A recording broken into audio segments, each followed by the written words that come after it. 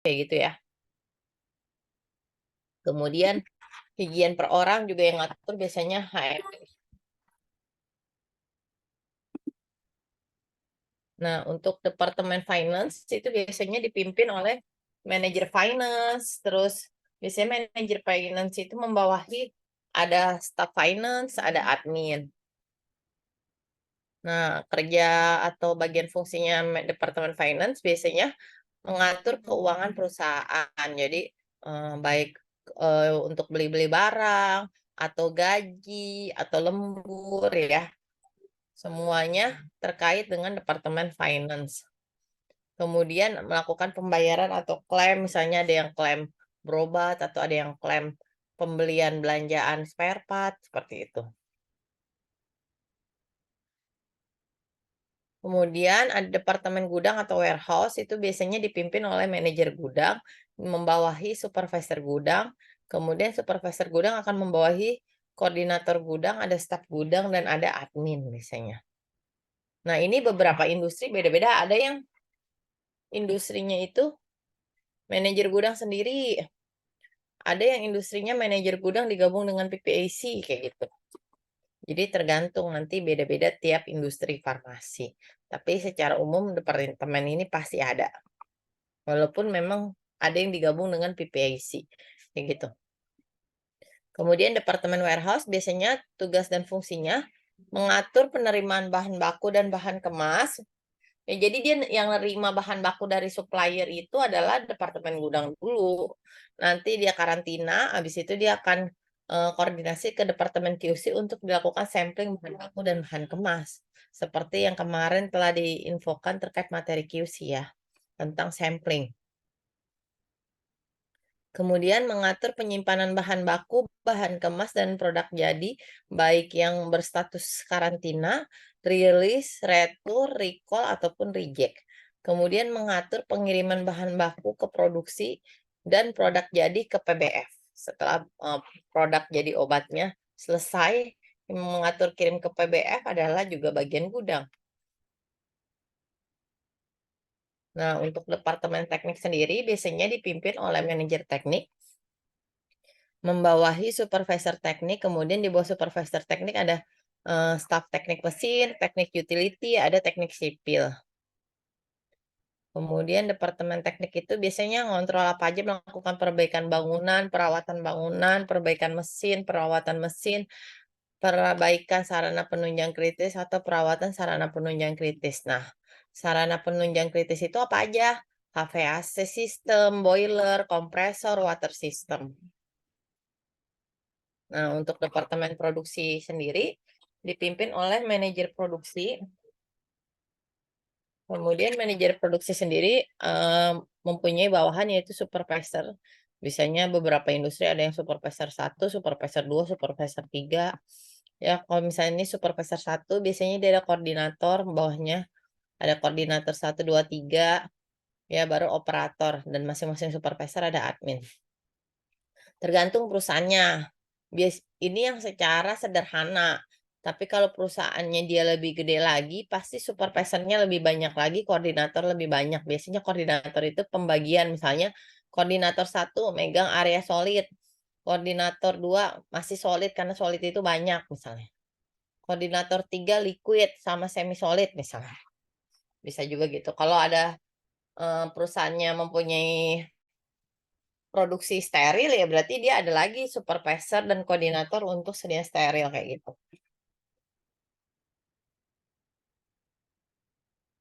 Nah, yang jadi departemen produksi itu ya ada sediaan, kalau non steril itu ada sediaan solid, ada semi solid, liquid ya. Ada beberapa industri bahkan mereka juga ada produksi PKRT atau alkes kayak gitu. Kalau steril terbagi dua, yaitu ada sediaan aseptis sama sediaan sterilisasi akhir. Nah, untuk tugas dan fungsinya masing-masing untuk area produksi itu mulai dari sistem dari penimbangan ya, kalau untuk sediaan solid penimbangan, lalu ada melakukan proses granulasi, baik granulasi basah, granulasi kering, atau cetak langsung. Kemudian ada proses pengeringan, pencampuran akhir, lalu ada proses cetak, coating, stripping, dan kemas sekunder, dan tersier pastinya dalam outer box. Kemudian kalau untuk semi solid atau liquid, itu biasanya mulai dari penimbangan, pencampuran mixer, filling, pengemasan primer, dan sekunder.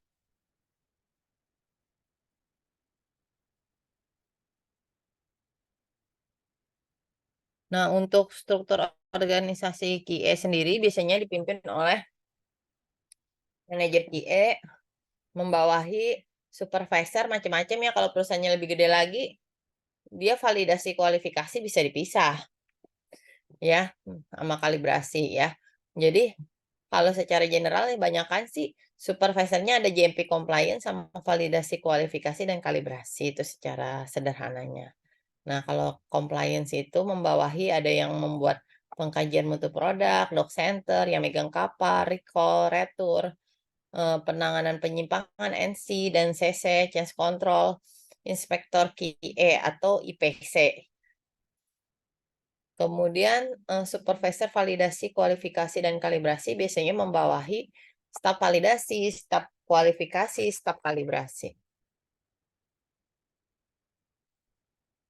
Nah, tugas dan fungsi QE sendiri apa aja? Ada pelulusan produk jadi, penanganan penyimpangan, penanganan komplain, penanganan recall, pengkajian mutu produk, inspeksi diri, audit mutu, audit eksternal, pengendalian perubahan, kapal, kualifikasi dan validasi, dan ada juga kalibrasi.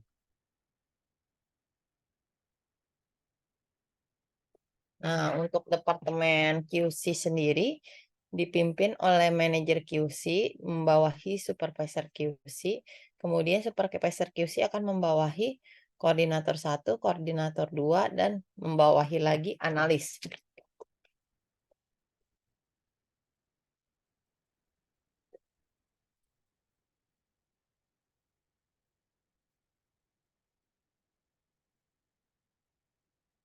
Tugas QC sendiri, tugas yang pertama yaitu meluluskan atau merilis atau menolak reject bahan awal, bahan baku, bahan kemas, produk antara, dan ruahan. Peran dalam mengontrol bahan dan produk mulai dari bahan diterima sampai bahan tersebut menjadi produk atau obat sampai proses produksi selesai.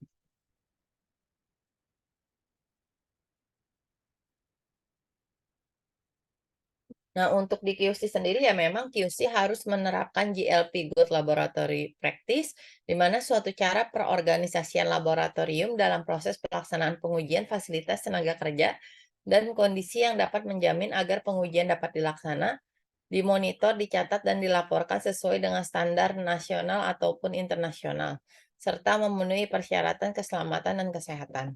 Nah, penerapan GLP sendiri ada sampling bahan baku, produk antara ruahan, penanganan sampel laboratorium sebelum diuji, pengujian sampel uji, semua metode sudah dilakukan verifikasi ataupun validasi. Nah, semua metode itu harus mengacu ke kompendia terkini.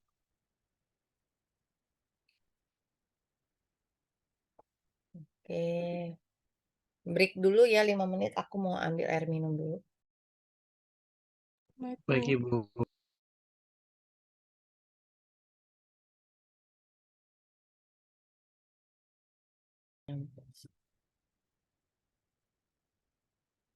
Ya, jadi penerapan GLP itu melakukan sampling bahan baku, produk antara, serta ruahan. Kemudian melakukan penanganan sampel di laboratorium sebelum diuji, pengujian sampel uji. Semua metode juga yang dilakukan pengujian juga harus dilakukan verifikasi atau validasi metode analisa. Dan semua kompendia mengacu kepada kompendia terkini. Itu tugasnya QC. Nah, kalau untuk Departemen R&D, itu biasanya dipimpin oleh manajer R&D. Nah, membawahi ada supervisor 1, supervisor 2. Ya, tergantung perusahaannya. Ada yang manajer langsung supervisor, ada juga yang manajer membawahi asisten manajer dulu baru ke supervisor. Ya, seperti itu. Nah, biasanya masing-masing supervisor itu ada adminnya masing-masing. Kemudian supervisor 1 juga biasanya membawahi staf R&D. Misalnya supervisor 1 itu khusus formulasi misalnya.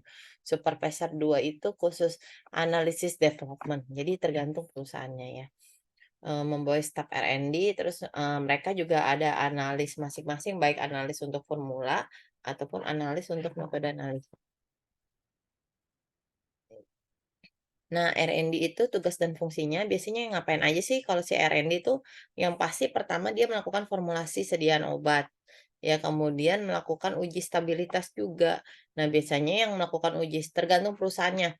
Ada yang beberapa perusahaan R&D itu uji stabilitas dari skala lab sampai pilot. Komersilnya ada di QC. Ada beberapa perusahaan udah lab, pilot, komersil ada di R&D. Jadi tergantung perusahaannya nanti pada saat kalian PKPA kalian bisa lihat. Kemudian melakukan validasi metode analisa. Ada yang dilakukan R&D, ada yang dilakukan oleh QC, tapi hampir garis besar sih validasi metode analisa kebanyakan oleh R&D. Kenapa sih oleh R&D? Ya karena kan R&D yang ngembangin formulanya.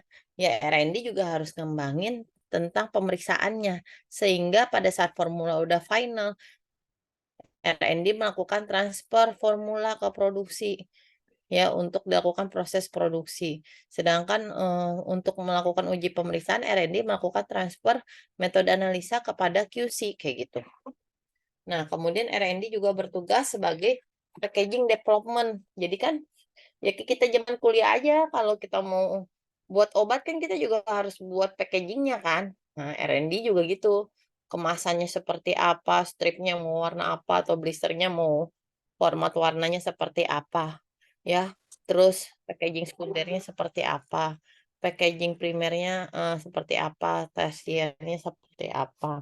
Boxnya mau sebesar apa, satu box isi berapa, kayak gitu. Tugasnya R&D. Kemudian ada dokumentasi juga ya pasti dokumentasi terkait formulasi, validasi metode analisa, protokol laporan, terus ada uji stabilitas juga, dokumen packaging ya, dan banyak lainnya. Dan dokumen base record. Jadi yang membuat base record itu adalah R&D di semua industri farmasi ya, karena memang formulanya kan dari mereka. Jadi mereka kan setelah formulasi itu mereka kan melakukan trial skala lab dulu. Setelah oke, mereka menyusun skala pilot, jadi sambil menyusun BR dan mereka trial skala pilot sesuai dengan base record skala pilot. Kayak gitu. Baru nanti setelah skala pilot, mereka baru akan melakukan pembuatan base record skala komersilnya. Ya, jadi R&D lagi. Jadi kalau untuk rumusan produk, untuk packaging development, mereka juga ngecek kemasannya seperti apa, format leafletnya seperti apa, brosurnya seperti apa. Kemudian mereka juga melakukan studi literatur untuk mencari informasi zat aktif, mengecek terkait validasi metode analisa menggunakan kompendia resmi yaitu FI, USP, BP, atau CP. Kemudian dokumen quality-nya, MQA-nya, CPP-nya, critical parameter ya, parameter prosesnya ya. Kemudian dokumen administrasinya, cek COA, MSDS, company profile, sertifikat GMP, DMF.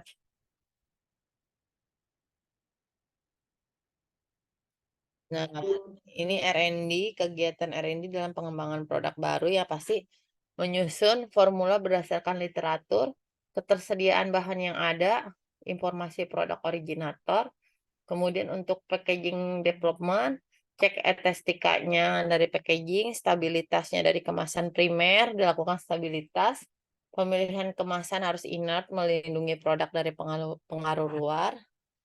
Kemudian trial skala lab menentukan formula yang paling optimal dalam skala laboratorium.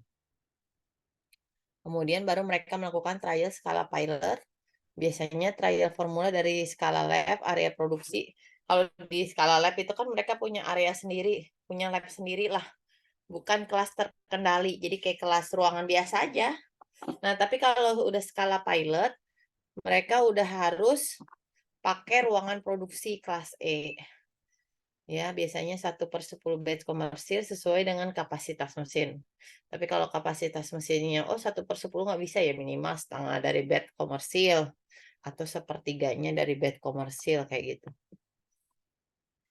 Nah, untuk uji stabilitas sendiri, secara garis besar, Dipercepat biasanya menggunakan suhu 40 derajat Celcius plus minus 2 derajat, RH 75 plus minus 5%, interval pengujian 0, 3, 6 bulan.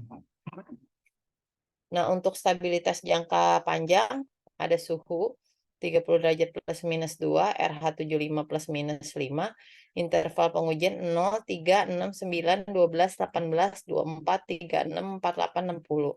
Kemudian pasca pemasaran, interval pengujian 0, 12, 24, 36, 48, 60 bulan dari sampel pertinggal produk yang telah dipasarkan. Nah, untuk dokumentasinya ada prosedur tetap R&D, DPI dokumen produksi induk, CPB catatan pengolahan bed, catatan kemas bed, laporan uji stabilitas, training personil, dan dokumen trial. Oke, kita buka tanya jawab dulu ya, soalnya kalau Bu Lindi ngomong sendirian ngap. Oke, moderator bisa dibantu ya. Oke, dari teman-teman yang sekiranya ada pertanyaan boleh langsung on mic aja ya.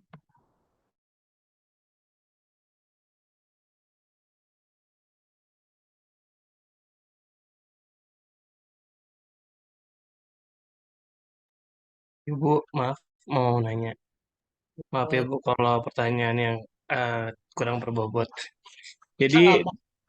di pabrik itu tadi yang struktur organisasi itu harus saling sama-sama bekerja sama gitu ya, Bu, biar memastikan mutu dan kualitas yang diproduksi di suatu pabrik farmasi itu, sorry, di industri farmasi itu biar menghasilkan produk yang memiliki mutu dan kualitas yang baik gitu ya, Bu. Atau gimana, Bu? Betul, jadi memang satu departemen dengan departemen lain harus bekerja sama. Kayak contohnya R&D. R&D pasti dia bekerja sama PPAC, bekerja sama orang produksi, sama orang QC. Misalnya kalau dia mau nentuin formula, pasti dia nanya dulu sama PPAC, bahan baku yang kita punya apa aja. Kalau nggak ada ya berarti mereka harus cari cari dulu bahan bakunya, seperti itu zat aktif maupun zat tambahannya. Nah, mereka evaluasi lagi yang mau mereka lakukan formulanya itu uji BE atau enggak. Terus kalau udah jadi formulanya kan mereka harus transfer tentang base recordnya yang mereka sudah susun sesuai dengan formula yang mereka desain ya kan ke produksi sehingga produksi itu bisa menjalankan formula sesuai yang R&D telah uji gitu. Nah, kemudian untuk validasi metode analisa untuk cara nguji si obat itu gimana sih caranya misalnya? Misalnya sesuai kompendial harus pakai HPLC, misalnya kolomnya ini, kolomnya L11 misalnya. Reagennya menggunakan A, B, C, D, E. Nah, itu kan R&D yang tahu tuh. Nah, R&D harus transfer metode juga ke QC. Kayak gitu. Nah, R&D juga koordinasi ke QE. Karena harus melakukan validasi. Validasi proses, validasi pilot, validasi proses komersil. Kayak gitu. Jadi memang beberapa departemen pasti saling berhubungan. Jadi kayak ke produksi, kalau ada masalah atau ada mau melakukan kualifikasi, pasti koordinasi ke QE gitu. Mau pengujian, nungguin rilis, koordinasi ke QC. Kalau QC nggak rilis-rilis, tiap proses produksi kan nggak boleh jalan. Kayak gitu. Jadi memang satu departemen dengan departemen lain itu saling terkait biasanya. Makanya biasanya meeting sering meeting bareng.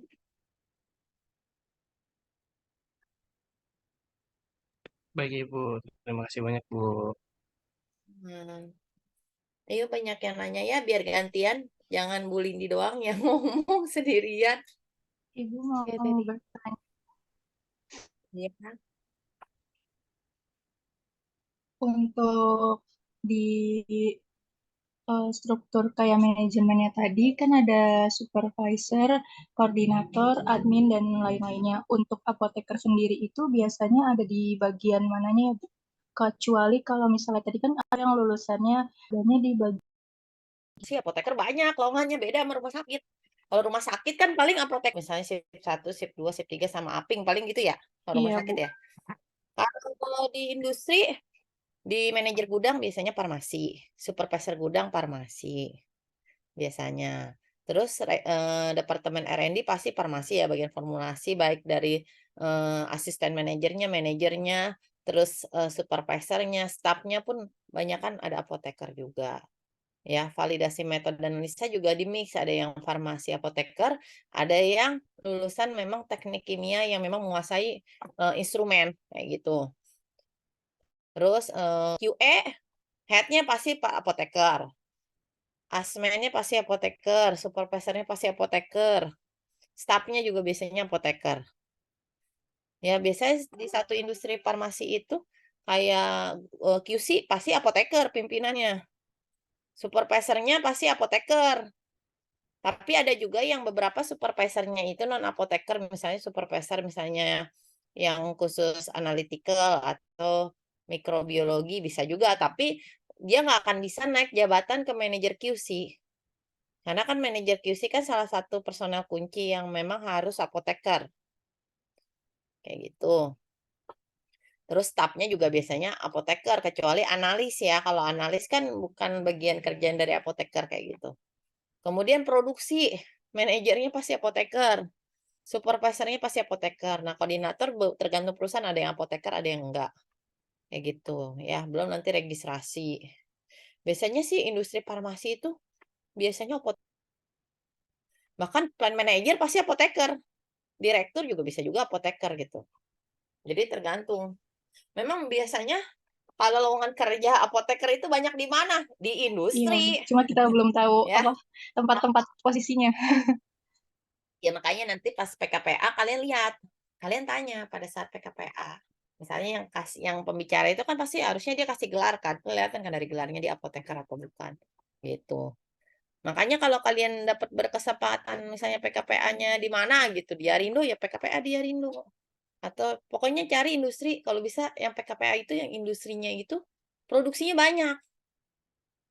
Terus yang agak gedean lah istilahnya. Jadi struktur organisasinya gede. Jadi kalian tuh bisa melihat secara garis besar dibanding industri yang memang dia struktur organisasinya sempit, sederhana banget gitu. Jadi kalian nggak kegambar. Artinya tidak tergambar apakah posisi apoteker tuh di mana aja sih di situ.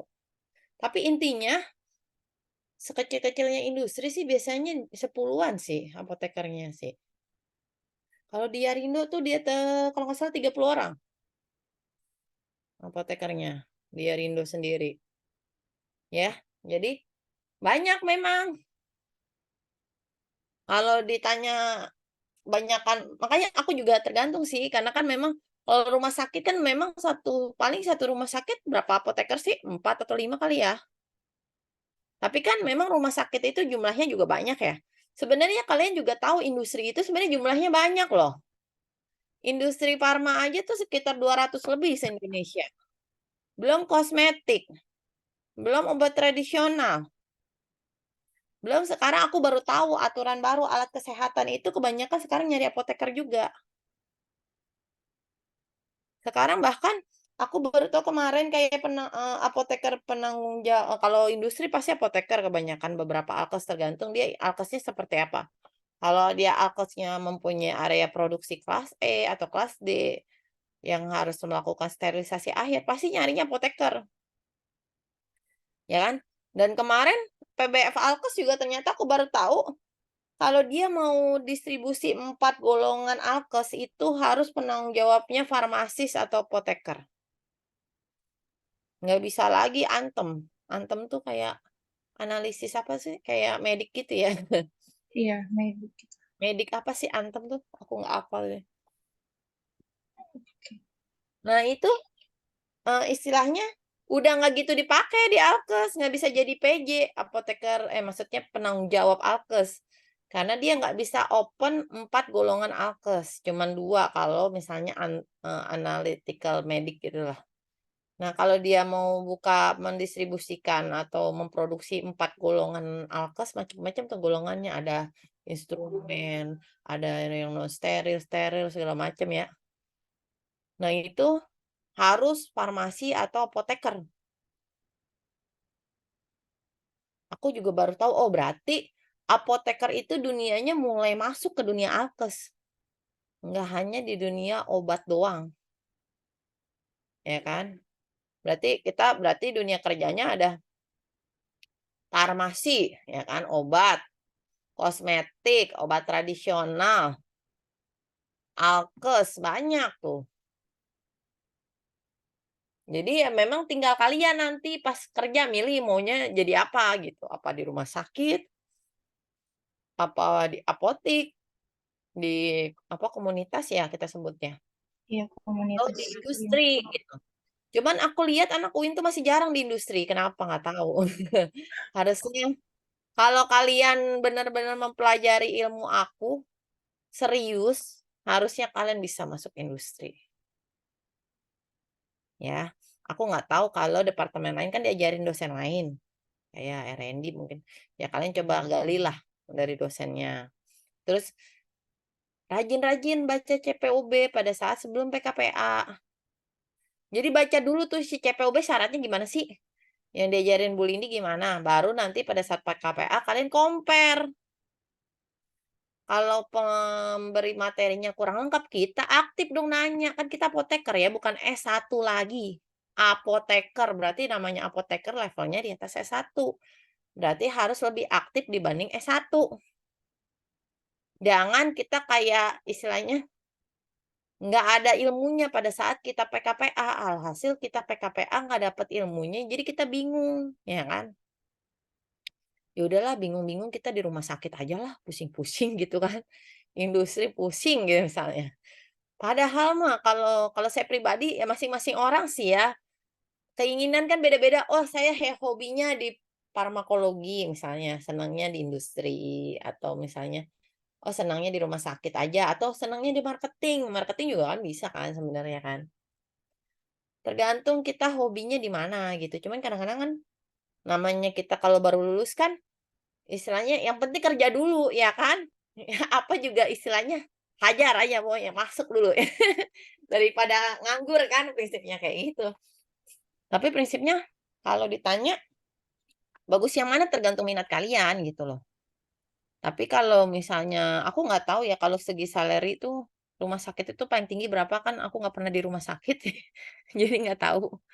Kalau di industri mah lumayan gede istilahnya apalagi kalau kalian masuk ke perusahaan asing yang kalian misalnya jago bahasa Inggris terus industrinya kalian menguasai. Udah pasti gaji di perusahaan asing mah gede. Mungkin level manajernya bisa 30 juta kali 20 juta ke atas. Kalau di perusahaan asing. Nah, dapat nggak tuh kalau kalian megang apotek, komunitas? Apalagi kalau jadi direkturnya gaji berapa tuh, ya kan? Gitu. Terus kalau di industri kalian level manajer aja, kalian pasti udah dapat mobil. Gitu. Mobil transport itu pasti di luar gaji. Soalnya kan kalaupun udah include gaji pasti tinggi ya. Iya. Jadi tergantung kalian mau kerja di mana Oke. prinsipnya. Baik, terima Jadi manajer di industri itu minimal pengalaman 5 tahun di industri. Nah, nggak tahu kalau rumah sakit ya, mungkin kan aturannya beda-beda. Gitu, makanya aku mah kadang-kadang bingung ya, anak UIN kok dikit ya kamu ke industri ya. Padahal industri itu, ya kalian memang harus bersaing dengan farmasi yang lain yang alumninya banyak. Pasti ya termasuk Pancasila, alumni aku kan Pancasila. Gitu. Tapi kalau kita knowledge dasarnya itu bisa mengalahkan mereka, why not gitu loh. Yang penting kan pada saat masuk industri itu interviewnya. Misalnya kalian ngelamar ke posisi QA, berarti kalian harus nguasain dulu dong ilmu QA itu seperti apa. Jadi pada saat orang interview tuh kalian istilahnya nggak buta-buta banget walaupun fresh graduate gitu. Bahkan kalau bisa ngalahin yang pengalaman. Ya nggak sih gitu loh. Sekarang kira-kira seorang misalnya HRD manager akan nerima pengalaman, misalnya pengalaman tapi jawabannya kurang memuaskan dibanding yang fresh graduate tapi minimal dia udah mengetahui dasar dia akan nerima mana. Ya kan? Pasti kalau dibanding segi salary dia akan milih yang fresh graduate dulu dong. Ya nggak dong? Kan segi salary fresh graduate kan pasti gajinya masih pasti di atas UMR sih kalau industri nggak mungkin setara dengan UMR kalau apoteker biasanya.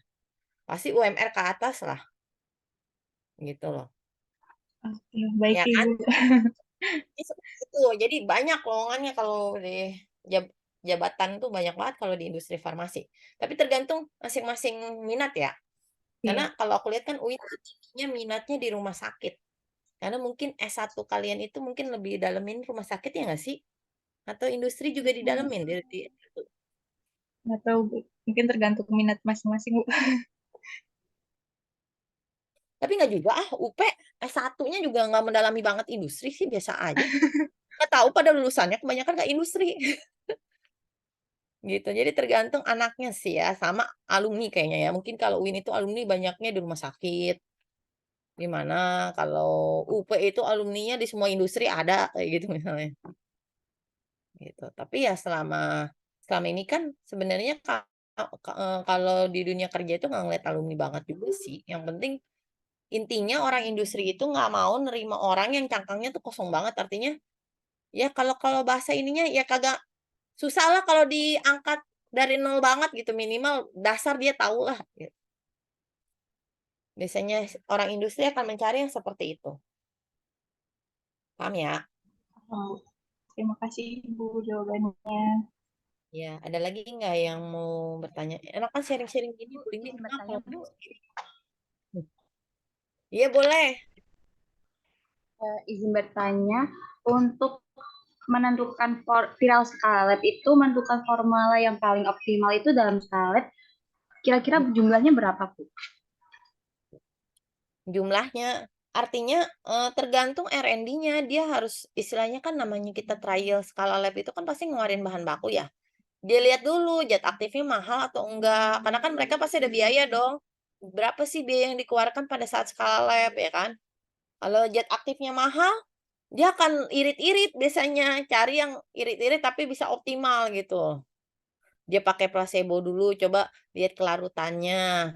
Misalnya, jadi nggak apa-apa pakai yang biasanya bikin mahal tuh zat aktif biasa. Ada juga sih zat tambahan yang mahal kayak penghancur tuh beberapa zat tambahan penghancur tuh mahal kayak gitu. Apalagi yang misalnya memang produknya itu yang di trial itu produk-produk ribet kayak produk-produk yang larut dalam usus, ya kan? Itu kan panjang gitu kelarutannya. Nah, itu kan mempunyai beberapa komposisi yang agak mahal, mereka biasanya akan lebih dikit trialnya. Tapi beberapa kali memang. Ya pasti jumlah tabletnya sesuai jumlah trial lah, waktu hancur berapa ya kan? Terus, untuk uji disolusi berapa, untuk uji kadar butuh berapa, pasti mereka udah ngitung sehingga mereka sampelnya harus berapa banyak untuk satu sediaan sampel dikali berapa, triplo atau misalnya 5 kali, bisa juga tergantung. Dan tergantung trialnya itu kalau perlu uji BE atau enggak. Gitu. Kalau misalnya agak uji BE biasanya dia lebih banyak lagi karena harus sempurna banget kalau mau maju uji BE. Kalau nggak sempurna nanti gagal. Sekali uji BE 300 juta, 400 juta, gagal bayar lagi. Terus siapa yang ganti rugi tuh kalau R&D gagal terus? Ya kan? Gitu. Biasanya uji BE itu setelah pilot sih biasanya. Jadi kan nanti dia trial-trial kan dia masukin stabilitas, dia uji fisiknya, dia uji kimianya, dia uji mikrobiologinya, tergantung kompendialnya mempersyaratkannya pemeriksaan apa aja. Gitu. Jadi dia udah hitung. Tapi biasanya R&D tuh kalau uji lab dia pakai mesin cetaknya itu paling yang 1 pancis 2 pancis yang mesin zaman dulu. Tapi kalau udah skala pilot dia pakai mesin produksi yang di bawah. Persis dengan mesin yang akan digunakan pada saat komersil. Kayak gitu. Jadi nggak bisa diperkirakan harus sama. Kalau uji lab itu ya tergantung produknya sama akan dilakukan uji apa aja. Dihitung biasanya. Ya, baik, Bu. Terima kasih, Bu. Iya.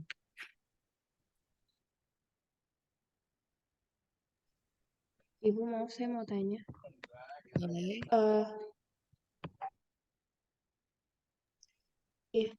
Tadi kan Ibu mau dengan bertanya. R&D itu ada perusahaan yang umumnya kan kalau metode analisa itu R&D ya Bu yang bertanggung jawab ya Bu. Nah tapi tadi saya dengar juga di beberapa perusahaan itu juga bisa dipegang oleh QC itu bagaimana ya Bu maksudnya? Iya, jadi kan memang banyak harusnya. Kalau secara sempurnanya memang harusnya R&D karena dia kan mulai dari pengembangan. Tapi contohnya waktu itu di Molex. Molex itu yang megang QC. Kenapa? Karena R&D-nya nggak mampu melakukan metode analisa. Pusing R&D-nya. Nggak dapet-dapet. Artinya nggak punya tim yang ahli untuk menelusuri kompendial. Gitu. Jadi akhirnya karena QC lebih membiasakan diri terhadap kompendial dan mempunyai analis yang kompetitif, artinya kompeten untuk melakukan validasi metode analisa, akhirnya validasi metode analisanya di R&D. Di R&D, di QC. Gitu. Kalau di Yarindo validasi metode analisanya di R&D karena R&D mempunyai tim validasi metode analisa sendiri yang memang dipimpin oleh teknik kimia yang memang dia ahli untuk melakukan instrumen, bahkan instrumen mereka pegang sendiri. Gitu. Jadi tergantung perusahaannya. Tim R&D-nya mampu nggak melakukan validasi metode analisa? Artinya kan nggak mungkin kalau dia nggak kualifikasi menggunakan instrumen, nggak kualifikasi dia tentang preparasi, gimana dia mau melakukan pengembangan validasi metode analisa, gitu ya kan? Gitu. Waktu itu Molex mau mindahin tuh validasi metode analisanya dari QC ke R&D, tapi R&D-nya nggak mampu timnya. Jadi masih tetap dipegang QC. Jadi tergantung perusahaannya timnya yang mampu yang mana gitu. Tapi kalau idealnya harusnya dari R&D dong. QC nerima nih dari si R&D. Gimana sih cara menguji tablet A? Gimana sih cara menguji tablet paracetamol? Gimana sih cara menguji tablet clopidogrel misalnya? Kayak gitu. Jadi tergantung mana yang mampu. Tapi kalau ditanya idealnya mana? R&D. Gitu ya. Paham ya? Baik, Bu. Terima kasih. Tadi siapa yang mau nanya? Kembaran Retno mau nanya ya? Enggak, ini udah sama kurang lebih kayak Tanta. Soalnya baca-baca kemarin juga kan antara QC sama R&D sama ya Bu. Dari tadi metode analisa sama packagingnya. Tadi saya juga mau nanya sama sih, maksudnya tupoksi perbedaannya itu apa gitu.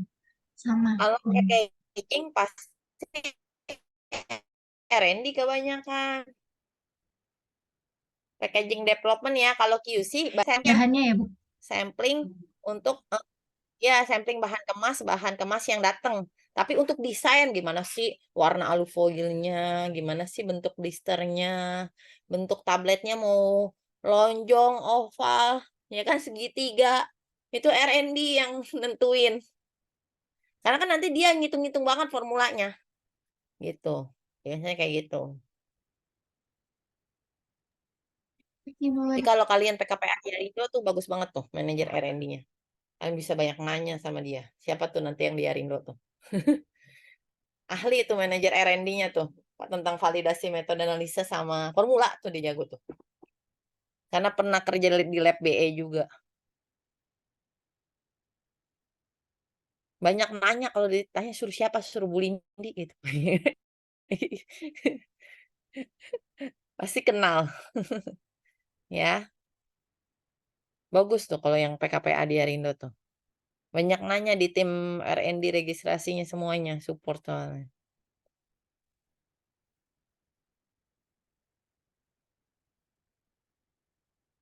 Oke, dari teman-teman yang lain ada yang mau Nggak nanya? tahu kalau itu PKPA di mana ya?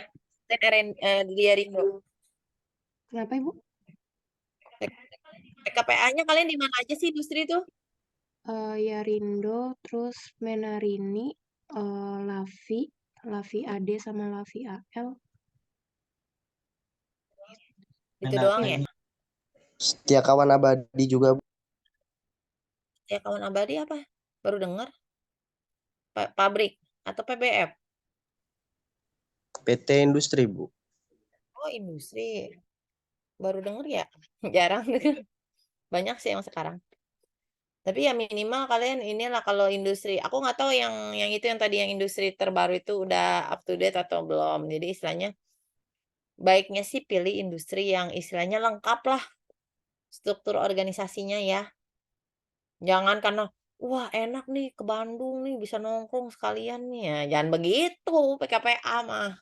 Milihnya yang industrinya lengkap, menjelaskan lengkap karena PKPA itu bukan kita buat main-main. Jadi bekal kita buat nanti pada saat kita bekerja. Jadi kita bisa milih nih. Oh, aku minatnya di mana ya? Oh, ternyata setelah PKPA rumah sakit, enak di rumah sakit nih. Oh, ternyata setelah PKPA industri, enakan industri nih, ada departemen ini. Oh, aku sukanya di departemen ini. Jadi kalian ada gambaran pada saat nanti lulus mau kerja kemana gitu. Gitu ya. Ada yang mau nanya lagi nggak? Kalau nggak ada kita lanjut. Masih ada kayaknya berapa slide. Kita sampai jam berapa sih? Kayaknya sampai jam 8.40 ya.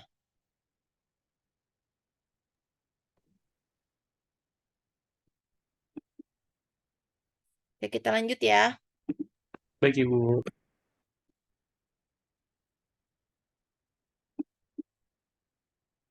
Oke, untuk departemen registrasi biasanya dipimpin oleh manajer registrasi, membawahi supervisor registrasi, ada staf registrasi juga, ya, ada admin juga.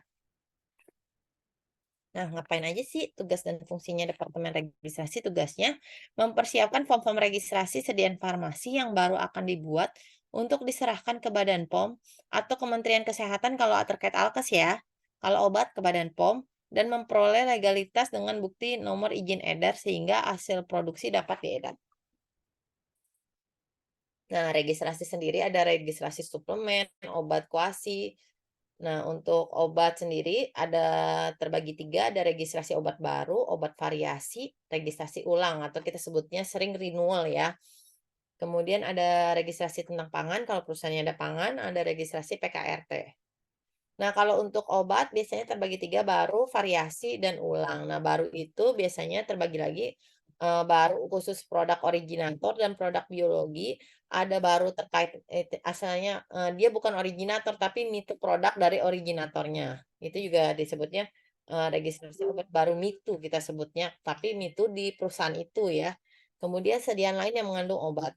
Kemudian variasi terbagi 3, yaitu ada variasi mayor. Variasi itu kalau terjadi perubahan pada beberapa proses obat, itu juga harus melakukan registrasi variasi, artinya registrasi perubahan.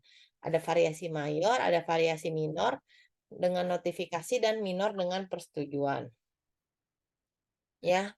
Nah, kalau mau lihat detail apa aja sih dokumen registrasi yang dibutuhkan untuk variasi mayor, variasi minor dengan notifikasi atau minor dengan persetujuan, kalian baca buku coklat registrasi. Itu ada di halaman belakang. 20 lembar di halaman belakang. Kemudian ada registrasi renewal atau ulang. Misalnya NI-nya 5 tahun habis nih, dia harus sebelum 5 tahun habis dia harus lakukan registrasi renewal atau registrasi ulang. Kayak gitu. Kemudian ada departemen PPAC. Nah, departemen PPAC dipimpin oleh manajer PPAC. Ini juga kebanyakan apoteker juga yang mimpin. Kemudian ada staf PPAC, ada adminnya. Nah, tugas dan fungsi Departemen PPAC sendiri adalah tujuannya untuk meminimalisir biaya penyimpanan barang dan menjaga tingkat produksi sesuai dengan kapasitasnya. Menyeimbangkan ketersediaan bahan yang dibutuhkan dengan kebutuhan produksi sesuai dengan target marketing dan meminimalisir biaya penyimpanan. Jadi jangan sampai barang itu jadi kayak stok mati gitu. Jadi PPAC itu memang harus bisa planning, memprediksi apa sih yang dibutuhkan marketing gitu loh. Jangan sampai yang kita diproduksi itu sesuai perintah PPAC ternyata nggak dibutuhin marketing. Aslinya jadi barang mati di gudang gitu, nggak laku, ya kan.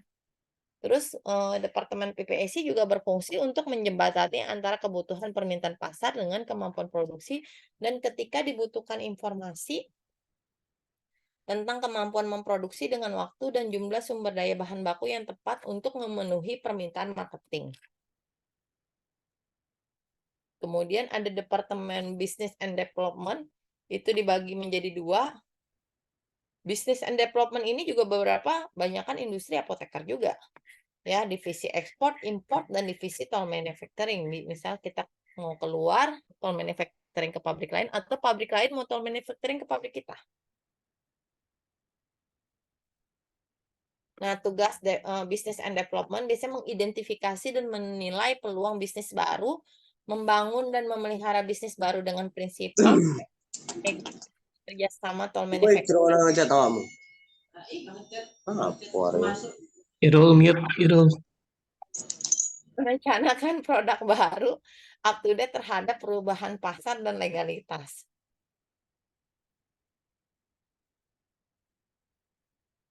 Kemudian Departemen Marketing biasanya dipimpin oleh manajer marketing, membawahi ada Departemen Marketing itu ada 2 bagian, ada bagian sales marketing, ada produk marketing. Ya, jadi misalnya kalau bagian sales itu dipimpin oleh sales manager, kalau produk marketing itu dipimpin oleh product manager. Nah, sales manager itu tergantung perusahaannya, ada sebelum supervisor mereka ada disebut namanya area manager. Nah, setelah area manager mereka membawahi supervisor, supervisor itu biasanya di bawahnya ada rep.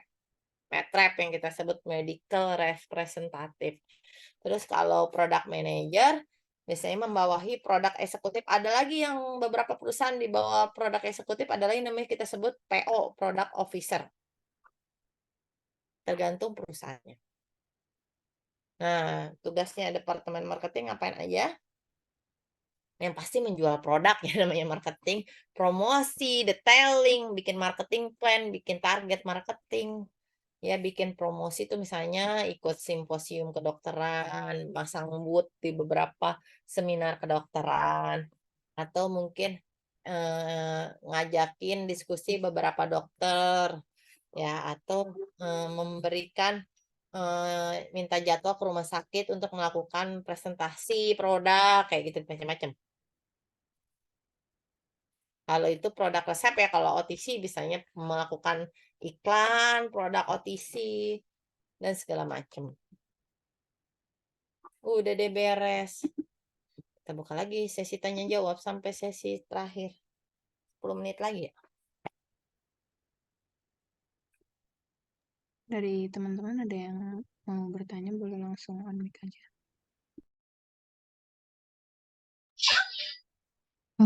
Bu, izin bertanya, Bu. Iya, Tadi kan ada departemen registrasi ya, Bu. Nah, itu kan ada beberapa bagian. Nah, itu kan nanti bakalan berhubungan langsung dengan BPOM kan, Bu. Nah, itu apakah memang dari stafnya langsung yang ke berhubungan dengan BPOM-nya atau bagaimana, Bu, alurnya? biasanya pasti manajer registrasi ngajarin dong ke stafnya, misalnya apalagi kalau stafnya baru ya. Ngajarin dulu nih alurnya, kalian harus mengambil form misalnya ke OSS dulu. Buka sekarang sistemnya kebanyakan OSS tuh. Masukin data-data, login, ya registrasi segala macam, dokumen apa yang dibutuhkan, formulir-formulir kan udah ada di OSS semua. Kalian nanti ngumpulin tuh dokumen yang diperlukan. Nah, ngumpulin itu pasti koneksi ke departemen lain. Kayak base record mintanya ke R&D, validasi proses mintanya ke QA, hasil pengujian ke R&D. Banyakan registrasi itu memang kolaborasinya sama R&D sama QA. Banyakan. Karena beberapa dokumen itu kan ada di R&D, doc center itu ada di QA. Nanti kalian kumpulin dokumen, kalian evaluasi dulu, diperiksa dulu, baru nanti lakukan upload, submit, kayak gitu. Nanti biasanya diajarin kok manajernya ditemenin. Terus kalau ada yang mau butuh ngejar NIE buru-buru, biasanya nanti beberapa kali Badan POM akan melakukan desk konsul. Kayak gitu, kalian bisa langsung ikut desk konsul itu untuk ngejar keluarnya NIE dipercepat. Biasanya nanti diajarin sih pasti sama manajernya. Berarti, Bu, dari staf dari departemen registrasinya juga ada kayak visit gitu ya ke BPOM, Bu? Iya, visit. Pasti diajakin dulu manajer, di sini ayo kalau mau visit. Misalnya kalau registrasi obat ke deputi berapa, ke deputi 1 misalnya. Registrasi obat tradisional ke deputi 2 misalnya. Atau misalnya koordinasi ke deputi 2 tapi tetap masukin dokumen ke deputi registrasi. Gitu. Misalnya pasti diajakin sih biasanya sama manajernya. Yang aku lihat nanti kalau udah ahli mah stafnya biasanya bagi tugas gitu. Ada yang jaga gawang di pabrik, megang dokumen, lakukan pengumpulan dokumen, pemeriksaan list semua, upload ke OSS. Ada yang bagian tugasnya lalu lalang bawa dokumen misalnya untuk mengajukan ke nanya-nanya masalah pertanyaan kendala di OSS. Dan kadang-kadang kita upload OSS ada yang di-reject, ada yang diterima, mungkin di-reject, ada keterangan apa gitu, kita yang nggak paham kan kita harus nanya ke sana atau telepon kayak gitu. Ke hotline-nya, tapi biasanya diajarin sih sama manajer registrasinya. Banyak loket-loketnya gitu kalau di Badan POM registrasi itu. Biasanya. Tapi sekarang kebanyakan udah sistem online sih OSS semua. Bu, makasih ya, Bu. Ibu mau bertanya. Oke. Itu saya masih belum kebayang detail kerjaan secara realnya produk marketing itu sama yang sales marketing. Kalau misalnya yang produk marketing itu yang nggak ketemu langsung sama calon pembeli atau bagaimana ya, Bu? Nah, kalau sales marketing itu adalah yang nyari penjualan langsung produknya. Mulai dari metrep kan ketemu dokter tuh ya, rumah sakit ya kan. Kalau supervisornya juga keliling ke rumah sakit, manajernya juga keliling. Mungkin kalau metrep per area, misalnya yang satu megang Tangerang, satu megang Jakarta, satu megang Jawa Tengah, ya kan, per area. Supervisornya yang satu megang Jabotabek, satu megang Bogor Bandung, misalnya kayak gitu. Jadi megang area. Tapi kalau tim produk, biasanya dia akan bikin marketing plan. Nih si Metrep A punya target bulan ini berapa ratus juta, itu yang bikin itu tim produk. Berdiskusi dengan tim sales. Tapi ada juga yang MM itu sih yang biasanya bikin target yang paling atas itu. Terus bikin brosur buat Metrep, kasih ke dokter, kan ada brosurnya tuh. Ya kan? Nih dok, nih jurnalnya dok. Itu tim produk yang nyiapin. Gimik-gimik, pulpen, botol minum yang ada logo perusahaannya ya kan. Itu tim produk yang desain. Kayak gitu bedanya. Terus bikin misalnya si Metrep ngundang dokter ortopedik nih 10 orang ke di rumah sakit A, di rumah makan B misalnya. Nah, yang presentasi produknya siapa tuh? Presentasi produk A, B, C, D, E. Tim produk yang presentasi, yang ngajakin dokternya tim marketing, tim sales. Nangkep kan bedanya di situ. Nah, kalau nanti kalau misalnya ada pameran kedokteran kan masang booth tuh. Yang kalau kita ada pameran-pameran kan beberapa perusahaan farmasi suka pasang kayak meja pameran tuh, standing banner segala macam. Itu yang bikin desainnya, bikin standing banner, gambarnya harus apa, itu tim produk. Tapi yang ngajakin dokternya, ayo dok mampir, ngasih brosurnya, ayo dok mampir nih produk kita yang baru loh gini, itu tim sales. Tapi kalau presentasi pakai jurnal, presentasi pakai detail data kayak grafik segala macam itu tim produk tugasnya. Kadang memang tim produk juga keliling join visit sama tim sales jika memang ada dokter yang membutuhkan informasi lebih detail terkait produk kita. Karena kan tim sales itu dia hanya tahu kebanyakan tuh garis besarnya doang. Sesuai apa yang tertera di brosur, tapi dia tidak tahu untuk cara membaca jurnal. Makanya kebanyakan tim sales itu kan belum tentu semuanya basicnya farmasi ya. Ada juga yang basicnya mungkin lulusan lain gitu loh. Yang penting dia prinsipnya jago jualan. Ya kan? Tapi tim produk itu kebanyakan basicnya pasti farmasi. Karena dia yang harus menjelaskan jurnal, dia yang harus bikin brosur, efek samping obat ini apa, kontraindikasinya apa, itu kan ada tuh di brosur tuh. Nah, itu yang tugas yang bikin tuh tim produk. Kayak gitu bedanya, paham ya? Paham Ibu, terima kasih. Yuk.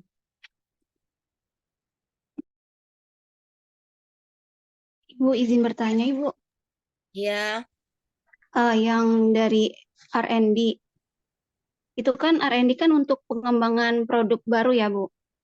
Kayak dari formulasinya, cari literatur gitu kan, Bu, produk pembanding. Itu biasanya ada target kan, Bu, untuk minimal berapa gitu dia menyelesaikan tugasnya. Nah, kira-kira kalau secara realnya itu, semua R&D itu bisa memenuhi targetnya nggak, Bu? Atau pernah kejadian mereka itu tidak sesuai target yang telah ditentukan? Makasih, Bu. Kalau gede itu biasanya mereka sudah membuat namanya KPI. Key Performance Indicator. Artinya biasanya kenaikan gaji itu berdasarkan KPI-nya mereka masing-masing. Nah, biasanya pasti ada target di KPI. Misalnya R&D punya target sesuai permintaan marketing harus melaunching new product formulasi baru 10 setahun. Melakukan reformulasi produk bermasalah, misalnya ternyata dievaluasi ada produk bermasalah 20, dia harus mengevaluasi 12 tahun misalnya. Tergantung target yang mereka tentukan, yang sudah mereka perhitungkan. Gitu tingkat kesulitannya. Dia kalau misalnya dia nggak sesuai target, nilainya jelek. Kalau nilainya jelek ya naik gajinya nggak gede, gitu loh. Tapi kalau dia sesuai target ya nilainya bagus, naik gajinya bagus gitu. Nanti kalian kalau yang PKL di Arindo, tanya deh masalah KPI. masalah target. Mereka ada kok.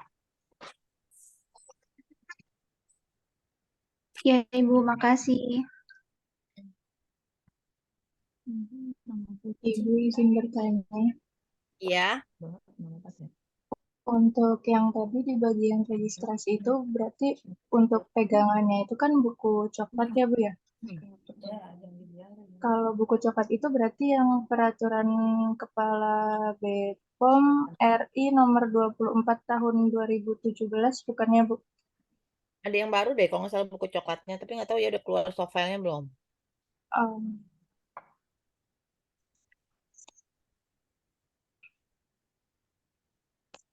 Iya, tentang istilahnya buku coklat itu tata laksana tentang registrasi isinya. Baik Bu. Kriteria dan tata laksana registrasi obat. Jadi nama kerennya buku coklat. Iya, ada yang baru Berarti ada kok. yang terbaru dari 2017 ya Bu? Kemarin. Belum lama kok pas aku keluar dari Rindo tuh training masalah orang registrasi cerita tentang buku coklat baru. Ada trainingnya juga gitu nggak salah. Oke, baik Ibu, terima kasih. Waktu kita selesai bukan ya? Waktu masih ada waktu. Jam berapa sih?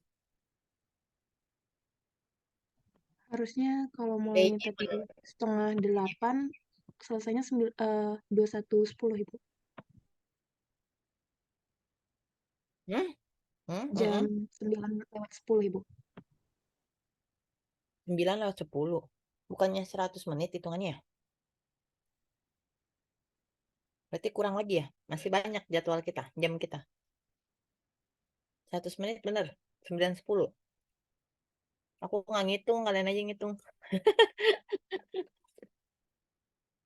Iya Ibu, karena tadi mulainya dari 19:30, selesainya 21:10. Masih lama berarti. Ayo buka sesi tanya jawab lagi. Sambil Bu Lindi minum. Ibu maaf, saya mau konfirmasi terlebih dahulu Bu. Mata kuliah hari ini berarti manajemen farmasi sama farmasi industri atau manfar saja Ibu? Menfar aja. Besok yang gabungan tapi nanti absennya tinggal diatur aja misalnya farmasi industri, ntar absennya menfar gitu. Karena yang di materi QE yang kegabung karena KAPA itu di QE, KAPA itu menfar. Kajian risiko itu di QE, kajian risiko itu menfar, sedangkan bagian subbab QE yang lain adalah farmasi industri gitu. Jadi pas misalnya materi kajian risiko sama KAPA ya berarti masuknya ke menfar gitu. Paling nanti satu pertemuan lagi bisa aja pas nanti tugas kasus kayak gitu. Berarti nanti yang ini kan farmasi industri masih ada 4 kali pertemuan lagi ya Bu? Berarti itu 4 kali pertemuan itu nanti gabung sama manfar atau ada jam farmasi industri yang lagi ya? Nggak berasa iya, ya? Bu. Iya. Kalian total berapa orang sih? Ada 60 orang. 60 anak, Bu. 60 anak ya? Berarti kalau aku bikin studi kasus 6 kelompok ya pahitnya ya, kalau satu kelompok 10 ya kan? Berarti satu kelompok 10, 2, ya paling banter kita pakai 3 pertemuan untuk studi kasus. Menpar 1, farmasi industri 2. Berarti sisanya farmasi industri masih berapa pertemuan lagi itu? 2 lagi ya, menpar 1, ya kan?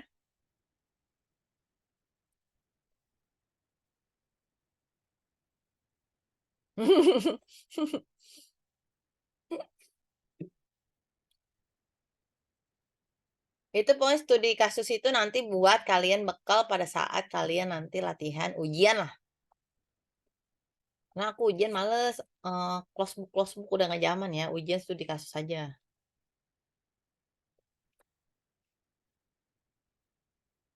Kayak gitu.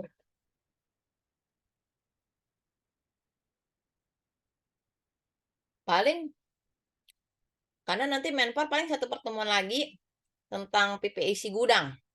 Dibahas khusus PPC, dibahas khusus sama gudang. Nah, kalau yang farmasi industri kita lanjut QE paling.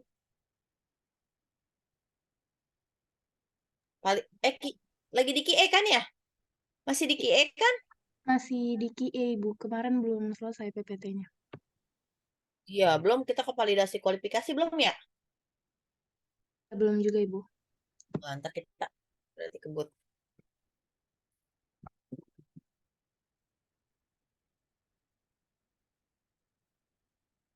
Paling nanti dikebut nih. Masih berapa menit lagi sih? Apa kita masuk ke PPSI kalau nggak ada yang bertanya? Cari dulu PPT-nya.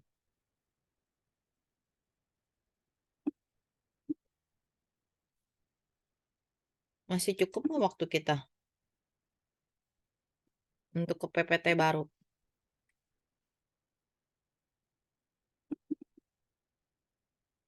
Berarti ujian itu dihitungnya masing-masing kan ya? Iya, Ibu. Kalau yang farmasi industri itu kan ada 7 pertemuan dengan Ibu. Berarti nanti pertemuan ke-8-nya ujian. Nah, kalian PKPA bulan apa sih? Itu belum ada jadwalnya, Ibu, dari Prodi. Kemarin udah sempat ditanyakan. Cuman pas awal itu kemungkinannya di November, kalau nggak di Desember, Ibu. Oh, coba kalau kita kejar Oktober ya. Coba kita kejar Oktober. Ya, yang penting rajin-rajin aja WA aku. Kalau aku lagi sehat lah istilahnya. Karena sekarang kan lagi hamil. Anak kedua. Jadi agak-agak suka ngap gitu. Kalau lagi ngap kayak naik asam lambung tuh kayak, kalau ngomong lama tuh kayak sesek gitu loh. Kayak tadi kan kelihatan ya napas aku kayak pas ngomong tuh ngasih materi kayak ngos-ngosan ya nggak sih? Kayak orang ngap. Makanya kalau disuruh 2 pertemuan aku angkat tangan pokoknya untuk semester ini nggak sanggup 2 pertemuan. Karena ngap. Kecuali kalian yang ngomong, aku yang dengerin. Nah, itu nggak ngap tuh. Iya kan? Nanti pas tugas khusus. Gitu. Paling kalau bisa kita kejar Oktober karena kemarin kejadian semester yang sebelumnya harusnya kan biasanya aku gabung tuh Menfar sama Farmasi Industri. Harusnya aku bisa tuh ngasih waktu kalian itu 200 menit ujian. Karena kan studi kasusnya gabungan tuh, ya kan? Cuman karena waktu itu aku ngasih kuliah kebentur sama PKPA, ya kan? Nah, jadinya ada yang sip-sipan kan ya PKPA di apotek atau apa gitu. Mereka kena sip. Nah, jadi ada yang susulan dong. Ya kan? Jadi yang tadinya 100 menit tadi yang mau aku gabung jadi kalian ujian 200 menit. Jadi aku bedah 100 menit yang masuk sip 2, yang 100 menit yang istilahnya belum PKPA lah atau apa gitu. Jadi tetap kena kalian sebelum PKPA udah ujian kan? Istilahnya kalian bisa dapat 200 menit buat 2 mata kuliah itu gitu loh. Digabung jadi satu studi kasus. Kan lebih lama waktu ngisinya kan? Cuman ya harus inget-ingetin aku sering-sering aja gitu. Bu, kapan Bu? Kuliah Bu kapan gitu. Ya, yang rajin tuh PJ-nya maunya. Rajin WA aja. Gitu. Paling itu, paling nanti rencana. Ya berarti kalau bisa ngejar Oktober ini sih. Makanya aku sih targetnya nih minggu ini kalau bisa 2 pertemuan atau 3. Paling malam. Kalau aku lagi bisa siang ya siang. Tergantung. Kalau aku lagi ke PBF ya berarti malam kayak gitu. Paling itu yang kita kejar tuh nanti. Tapi belum ada jadwal pasti ya November kah atau Desember? Belum, Ibu. Kalau jadwal ujian sendiri mata kuliah yang lain kapan tuh? Kalau untuk ujian tengah semester itu beberapa dosen udah ada yang udah ada jadwalnya, Ibu. Udah mulai Pasti UTS. UAS, pernah UTS.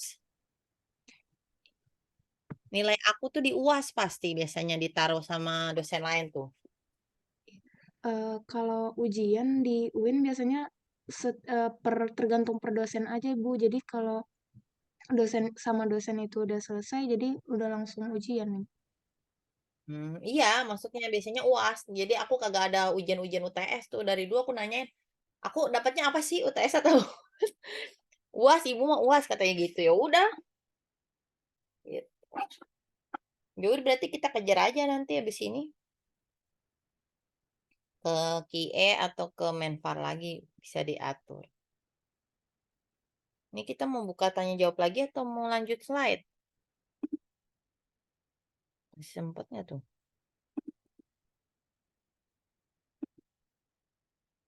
Uin.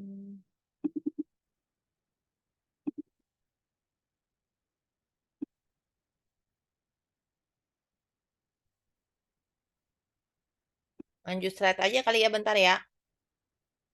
Lumayan.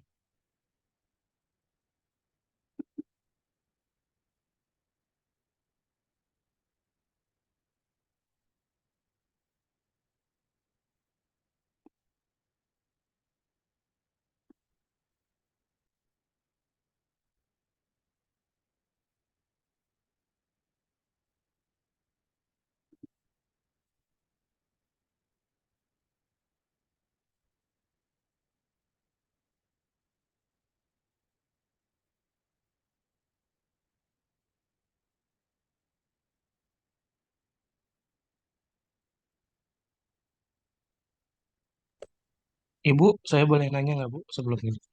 Sebelum di Boleh? kalau semisal ini Bu, kalau di soal UKAI atau di UKM PPAI itu, biasanya kalau soal-soal yang terkait tentang industri, farmasi industri itu apa aja sih Bu yang mungkin apa yang sering terjadi di masalah yang sering terjadi di pabrik atau gimana ya Bu? Kira-kira untuk contoh-contoh soal UKM PPAI atau UKAI itu Bu. Nggak tahu ya kalau contoh soal UKAI, karena aku kan bukan penyusun UKAI. Cuman kemarin sih Bu Yuni nanya-nanya ya, studi kasus apa sih yang sering terjadi di industri farmasi. Jadi nggak tahu apakah mereka akan mau tentang studi kasus atau mereka tentang validasi biasanya. Sering yang keluar tuh kayak validasi pembersihan, cara ngitungnya, kayak gitu-gitu tuh suka keluar. Terus kemarin sih Bu Yuni nanya-nanya tuh masalah sampling, sampling bahan baku. Dia nanya pakai pola apa aja. Kayak gitu. Wah, jadi ngasih bocoran nih dosen ini nanya ke aku, Bu Lindi.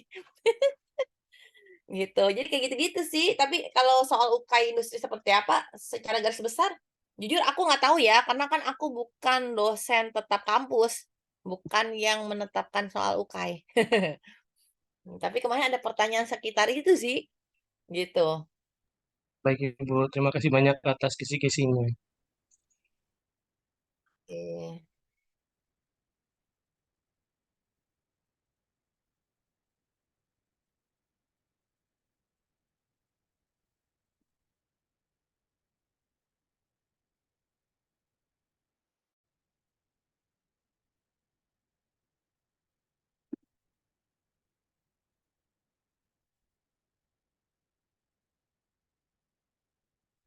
Oke, terlihat ya. Terlihat Ibu. Lihat tuh. Kita lanjut ke PPAC dan gudang secara khusus. Ya, PPAC itu Production Planning and Inventory Control. Jadi yang tadi seperti dijelaskan sebelumnya bahwa tujuannya adalah untuk meminimalisir biaya penyimpanan barang, menjaga tingkat produksi sesuai dengan kapasitas, menyeimbangkan ketersediaan bahan yang dibutuhkan dengan kebutuhan produksi sesuai dengan target marketing dan meminimalisir terhadap biaya penyimpanan. Berfungsi juga untuk menjembatani antara kebutuhan permintaan pasar dengan kemampuan produksi dan ketika dibutuhkan informasi tentang kemampuan memproduksi dengan waktu dan jumlah sumber daya bahan baku yang tepat dalam memenuhi permintaan marketing. Nah, sasaran pokoknya PPAC sendiri itu adalah ketepatan akan ketersediaan dan jumlah akan bahan baku dan bahan kemas yang dibutuhkan. Ketepatan waktu dalam memenuhi permintaan marketing. Ketepatan penyelesaian permintaan marketing atau yang diminta marketing pasti produk yang mereka inginkan jual atau artinya yang laris lah. Berkurangnya biaya produksi dan penyimpanan. Menghindari terjadinya overstock sehingga menyebabkan cash flow perusahaan jadi terhambat. Menghindari terjadinya out of stock menyebabkan kesempatan. Maksudnya jangan sampai oh marketing mau jual ini laku, taunya di gudangnya nggak ada barang, PPAC-nya nggak ngajuin untuk produksi. Nah itu contohnya kayak gitu.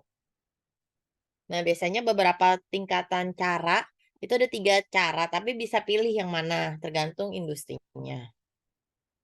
Ada open purchase order, pembelian dalam jumlah kecil tapi frekuensi pembeliannya tinggi, artinya sering. Barang mudah didapat dan kebutuhannya fluktuatif.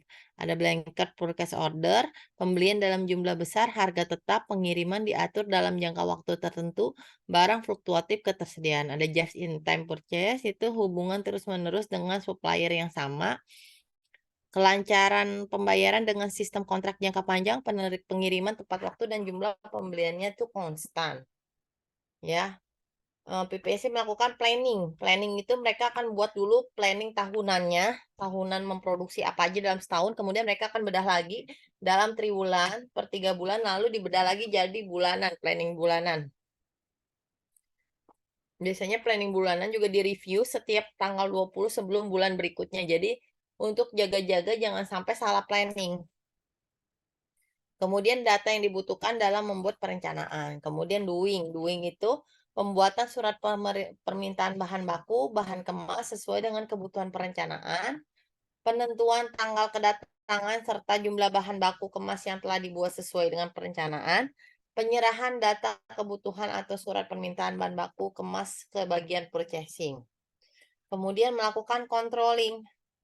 Melakukan stok opnam obat setiap akhir bulan, stok opnam bahan baku, bahan kemas minimal 2 kali dalam setahun, supaya jangan sampai mereka kelolosan stok ataupun overstock.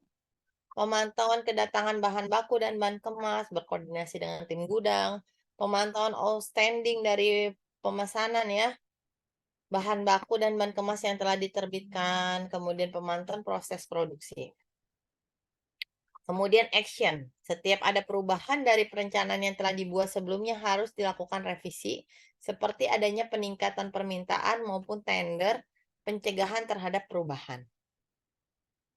Nah, biasanya ya itu tergantung perusahaannya. Ada departemen PPAC sendiri, ada PPAC digabung menjadi dengan gudang. Kayak gitu ya. Kalau PPAC digabung gudang pasti berarti PPAC membawahi departemen gudang dan membawahi departemen PPAC. Ya biasanya gudang sendiri terdiri dari gudang bahan baku, bahan cair, gudang prekursor. Ya kalau perusahaannya ada psikotropik berarti gudang psikotropik ada terpisah. Bahan kemas, obat jadi, gudang reject. Terus gudang bahan baku sendiri ada gudang yang mudah terbakar, ada yang tidak mudah terbakar. Yang mudah terbakar pasti apa? Misalnya gudang alkohol. Kayak gitu. Nah, parameter kritis apa sih yang harus diperhatikan untuk area gudang? Pasti suhu penyimpanan gudangnya, pemisahan penyimpanan gudang sesuai pengelompokan penyimpanannya, bahan baku di mana, bahan kemas di mana, suhunya berapa ya. Terus pest controlnya, kebersihan gudang. Secara syarat CPOB, secara general suhu gudang beku adalah kurang sama dengan 0 derajat, gudang suhu dingin itu 2-8 derajat Celcius, gudang suhu sejuk kurang sama dengan 25 derajat Celcius, gudang suhu kamar kurang sama dengan 30 derajat Celcius. Kalau RH sih beberapa gudang tidak dipersyaratkan, kecuali memang ada beberapa bahan baku yang memang harus dikontrol RH. Contohnya apa? Kapsul, cangkang kapsul itu harus dikontrol RH karena kalau nggak salah persyaratan beberapa kapsul di boxnya itu maksimal nggak boleh lebih dari 65% RH-nya. Ada juga beberapa bahan baku aktif yang memang dia sensitif RH juga memang berarti ditempatkan di ruangan khusus yang memang dia harus dikontrol suhu dan RH-nya. Tapi kalau untuk produk lain yang tidak sensitif RH itu tidak terlalu dipersyaratkan, artinya tidak diklasifikasikan lah syarat RH-nya. Terus letakkan termohigrometer sesuai mapping suhu. Jadi biasanya nanti di industri farmasi itu dia melakukan mapping. Caranya melakukan mapping kalian bisa lihat WHO tentang aturan mapping. Kemudian sistem penyimpanan gudang. Sistem penyimpanan gudang yang pasti penyimpanan bahan baku, bahan kemas, produk. Jadi semua harus diletakkan di atas palet. Satu palet baiknya diletakkan satu jenis bahan, satu lot number. Jika kapasitas gudang padat diatur penyimpanannya di dalam satu palet memang bisa terdapat beberapa produk tapi dengan menggunakan penyekat atau partisi yang jelas. Artinya terpisah. Jadi untuk menghindari namanya cross kontaminasi. Kemudian semua bahan baku, bahan kemas, bahan jadi dilakukan pencatatan dengan kartu stok dan diinput ke sistem jika ada. Dilakukan stop opnam baiknya secara internal sekali sebulan dan secara eksternal sekali setahun. Jika terjadi selisih, dilakukan investigasi penyebab selisih stok dan dilakukan adjustment stok. Ya, kalau pest control biasanya dikontrol di gudang ada tikus, nyamuk, lalat, laba-laba, sarang laba-laba, dan sebagainya.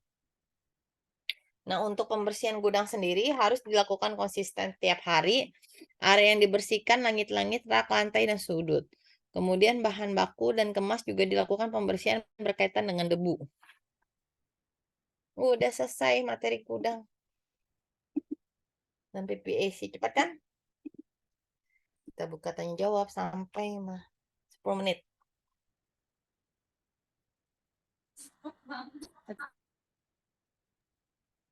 Ada yang mau bertanya? Bu, saya mau nanya lagi dong, Bu. Boleh. Kalau untuk di perusahaan atau industri yang yang membuatnya sediaan steril, cara ngebersihin ruangannya gimana untuk Yang sedia steril. iya, Bu. Ya, pembersihan ruangan sama kayak non steril, cuman memang mereka melakukan validasi juga pembersihan ruangan steril pakai media fill gitu loh. Jadi pakai cawan papar juga. Artinya pembersihannya mah sama, cuman memang harus divalidasi. Karena pasti biasanya pembersihan steril itu agak lebih sensitif mikroba kan, pasti akan menggunakan alkohol itu lebih banyak dibandingkan non steril biasanya. Tapi memang mereka akan melakukan uji, istilahnya pembuktian lah, kayak validasi cleaning. Benar nggak sih ruangan yang udah kita bersihkan dengan metode produksi yang melakukan produksi steril itu melakukan pembersihan itu benar nggak sih? Efektif atau enggak sih? Artinya berarti kalau namanya pembersihan ruang steril berarti kita pakai syarat kelas A. Tergantung nih ruang sterilnya mereka pakai syaratnya kelas B atau kelas A. Atau kelas C atau D, kan itu tergantung ya. Biasanya kalau kelas A itu biasanya kebanyakan untuk yang memproduksi area sterilisasi aseptis. Berarti kan kalau aseptis mulai dari proses penimbangan sampai proses filling sampai proses terakhir misalnya filling infus atau filling ampul ya kan atau vial, berarti semua ruangan tersebut harus kelas A karena kan areanya aseptis, ya kan? Beda dengan sterilisasi akhir. Kalau sterilisasi akhir kan misalnya boleh aja ruangannya kelas D atau kelas D misalnya atau kelas C misalnya, tapi yang penting nanti dia pakai alat sterilisasi akhir, gitu. Apakah dia menggunakan sterilisasi akhirnya dengan autoclave atau dengan gas ETO atau dengan alat sterilisasi akhir lainnya. Tapi kalau dia memang proses sterilnya aseptis ya berarti ruangannya kelas A, berarti pembuktian pembersihan ruangannya itu yang dibersihkan oleh pasti dia nyari deterjen yang lebih bagus lah dibanding non steril ya kan. Menggunakan alkohol lebih bagus terus dilakukan media fill, uji cawan juga apakah mikroba yang dihasilkan di ruangan tersebut masuk nggak ke dalam persyaratan mikroba di area kelas A. Kayak gitu. Jadi dia akan konsen selain dari uji partikel kan juga ada syaratnya tuh kelas A ya di buku CPOB kalau nggak salah di aneks 1 deh. Nah, itu kan ada syarat kelas A berapa tuh partikelnya, mikrobanya berapa, ya kan? Kalau mikroba paling ikuti standar kelas A. Kalau yang non aseptis atau sterilisasi akhir, uji hasil pembersihan ruangannya itu ngikutin mungkin dia jadi ada syarat partikel sama syarat mikroba. Kayak gitu. Ada kok tabelnya di CPOB di aneks 1 Jadi kalau nggak salah. semuanya itu divalidasi berdasarkan yang buku CPO berpedoman pada CPOB. Jadi bisa terkontaminasi dalam Kalau dia kimia, nggak Bu. melakukan kelas A. Berarti kan kalau kelas A kan persyaratan partikelnya sekian, persyaratan mikrobanya sekian harus masuk dong syarat gitu. Baru masih kita nyatakan bahwa kita memang memproduksi produk steril aseptis di kelas A gitu. Gitu. Ini yang ruangannya, kita ngomongnya yang validasi ruangan ya, beda. Kalau mesin itu selain uji mikroba, uji residu juga kalau mesin residu produk sebelumnya beda. Nanti kita ada di bab validasi kalau yang masalah pembersihan mesin, validasi cleaning mesin. Tapi kalau ruangan sesuai dengan persyaratan CPOB. Biasanya sih beberapa pakai 3 alat tuh, ada swab, dindingnya di swab. Kan papar tuh yang udah ada media untuk pertumbuhan mikroba kan ditaruh beberapa titik. Terus untuk uji partikel digunakan misalnya ya alat uji partikel ada alatnya dia kayak kotak gitu dia mengambil udara partikel dari udara gitu. Nanti jumlah partikelnya berapa sih? Pasti HPA-nya beda HEPA filternya antara kelas E sama kelas A. Kayak gitu. Terus nanti uji bakteri udaranya diambil pakai air sampler yang buat udara. Bukan stick sampler ya, stick sampler buat ngambil sampling bahan baku. Ini air sampler buat ngambil mikroba yang ada di udara. Gitu. Ada alatnya QC biasa punya. Ya, kurang lebih Baik kayak Ibu, gitu. terima kasih banyak. Ibu mau bertanya. Oke. Tadi terkait yang PPIC itu, Bu. Berarti tugasnya itu PPIC. ya. PPIC. Ya, Mikir apa PPIC? Mikir PPIC kali. ya, Bu. Ya. Berarti Ini PPIC apaan? berarti tugasnya itu apa namanya? Sebelum berarti semua tugasnya itu adalah sebelum produksi itu dilakukan gitu Bu ya. Berarti ranah kerjanya hanya di situ dan orang-orangnya apoteker semua ya Bu ya untuk PPIC. Apoteker ada non apoteker. Tapi beberapa sih beberapa perusahaan ada PPIC itu apoteker, ada juga beberapa perusahaan non apoteker. Kayak gitu tergantung perusahaannya. Tapi kalau dia gabung dengan gudang berarti dia harus apoteker. Gitu. Tapi ranah kerjaannya sih enggak juga sih. Yang awal iya, tapi kan ingat dia dikejar marketing nih. Baik terhadap bahan baku, ketersediaan bahan baku, bahan kemas, produk jadi. Artinya marketing teriak nih, aku nih banyak kosong produk A nih, kok belum ada di pabrik. Pasti PPSC nanya ke produksi, udah nyampe mana itu produknya diproduksi, udah nyampe mana di QC, udah rilis QE belum. Jadi QE, QC, produksi yang dekolektor yang ngejar-ngejar itu PPSC. Produknya udah nyampe mana. Karena dia dikejar sama dekolektornya marketing. Kayak gitu. Ya, nangkep ya. Jadi dia ngontrol nih. Produksi ini kan gue udah masukin produk nurunin. Jadi dia nurunin BR, nurunin best record, mau turun produk apa ke produksi itu PPAC. Kan PPAC. Jadi mereka tahu dong apa aja sih yang mereka best record apa sih yang mereka udah turunin nih ke produksi. Berarti kan produksi harus melakukan produksi produk apa aja nih, ya kan? Nah, produk itu kan ada tahapannya nih, jadwal produksi kan. Nah, itu udah nyampe mana, terus sampai perilisan berapa lama, jadi udah ada targetnya. Jadi kalau nggak sesuai target atau molor, ada kendala apa, itu PPSC harus nyari tahu. Karena kalau nggak PPSC yang akan diteriakin marketing ini produk udah nyampe mana, kayak gitu. Jadi dia mengontrol semua dari bahan baku, bahan kemas, perjalanan produk antara sampai produk jadi. Sampai produk jadi itu dikirim ke PBF. Jadi ngontrol alur proses semua yang di pabrik.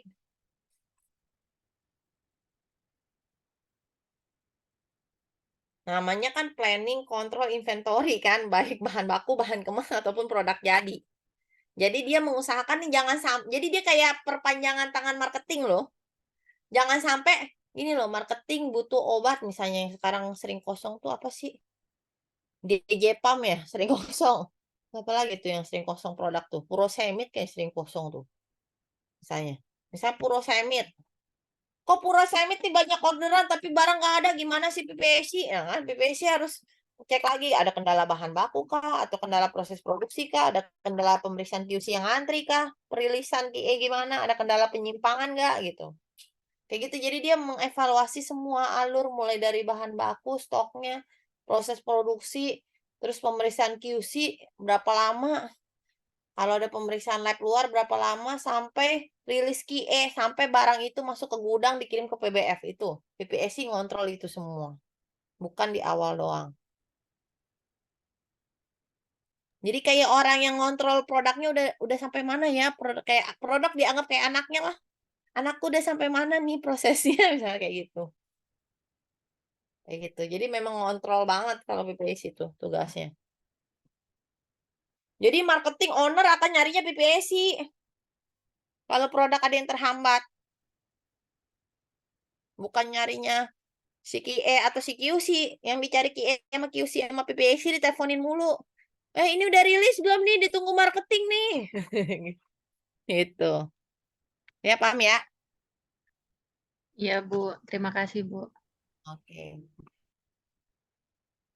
Oke, waktu kita sudah selesai. Ada yang masih bertanya atau kita selesaikan hari ini?